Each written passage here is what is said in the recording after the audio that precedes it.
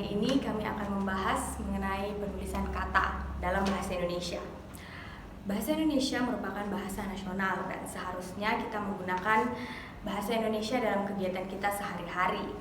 Penulisan kata dan pemakaian bahasa Indonesia semakin hari semakin kurang diperhatikan oleh masyarakat Indonesia.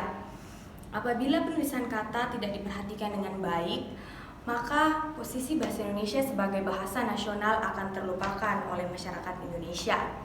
Mengapa terjadi hal seperti itu? Hal seperti itu terjadi karena masyarakat tidak tahu atau kurang mengerti bagaimana penulisan kata yang tepat, serta mereka tidak tahu apa tujuan dari penggunaan kata dasar dan imbuhan. Menurut KBBI, penulisan kata terdiri dari dua kata, yaitu penulisan dan kata.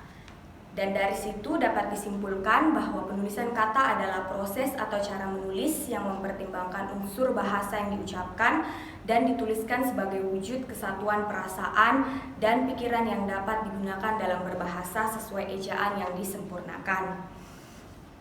Pedoman umum penulisan kata yang pertama adalah kata dasar. Kata dasar merupakan kata yang berupa kata dasar ditulis terpisah dari unsur yang lain. Contohnya, Bapak minum kopi. Imbuhan, awalan atau sisipan, dan akhiran ditulis serangkai dengan kata dasarnya. Contohnya, imbuhan awalan itu seperti perenang asal Amerika Serikat itu berhasil menjadi juara. Jadi imbuhan awalannya itu adalah per dan renang. Akhiran, contoh kalimatnya yaitu lukisan itu tidak dijual. Lukis dan an. Sisipan, contoh kalimatnya yaitu tubuhnya gemetar. Jadi katanya yaitu getar dan em. Jika bentuk dasar berupa gabungan kata pendapat imbuhan, maka awalan atau akhiran ditulis serangkai dengan kata yang langsung mengikuti atau mendahuluinya. Contohnya bertahun-tahun. Jika bentuk dasar berupa gabungan kata mendapat imbuhan, maka awalan dan akhiran unsur gabungan kata itu ditulis serangkaian. Contohnya seperti diperbincangkan, menjatuhkan, diturunkan, dan lain sebagainya. Saya akan menjelaskan sedikit tentang pemakaian kata, yaitu gabungan kata. Gabungan kata yang biasa disebut kata majemuk, termasuk istilah khususnya. Unsur-unsurnya ditulis terpisah. Contoh, duta besar, orang tua, ibu kota, sepak bola. Bagian B, gabungan kata yang sudah dianggap satu kata ditulis serangkai. Contoh, tanggung jawab, 3 serangkai, kerja bakti. Nomor 5, kata ganti. Ku, kau, mu, nya. Ditulis serangkai dengan kata yang mengikuti dan mendahuluinya.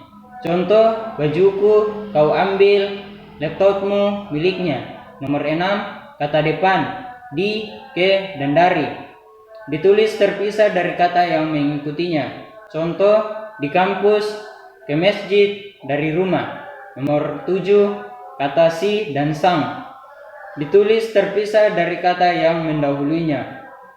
Contoh, si pemberani, sang pujangga. Nomor 8, partikel. Bagian partikel la, ka, dan ta ditulis serangkai dengan kata yang mendahulunya. Contoh, bacalah buku ini, siapakah pelaku penikaman minggu lalu?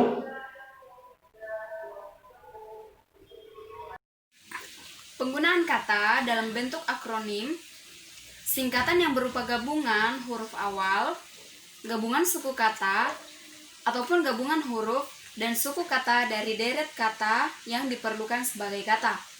Misalnya, akronim nama diri yang berupa gabungan huruf awal dari deret kata ditulis seluruhnya dengan huruf kapital. Contohnya,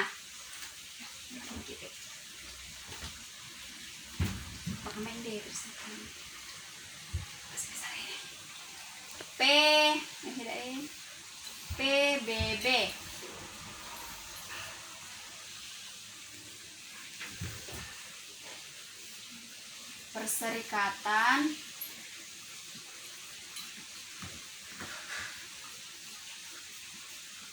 Perserikatan Bangsa-Bangsa.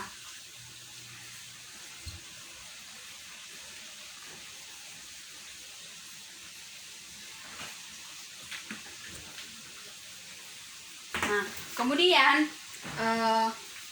akronim yang bukan nama diri yang berupa gabungan huruf, suku kata, ataupun gabungan huruf dan suku kata dari deret kata seluruhnya ditulis dengan huruf kecil. Misalnya,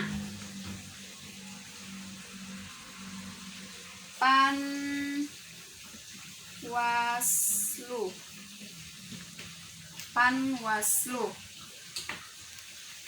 Kemudian angka dan lambang bilangan. Angka dipakai untuk menyatakan lambang bilangan atau nomor dan untuk menyatakan ukuran panjang, berat, dan isi. Nah, lambang bilangan pada awal kalimat ditulis dengan huruf. Misalnya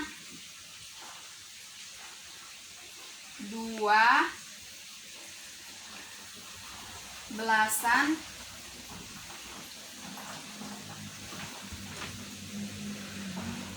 puluhan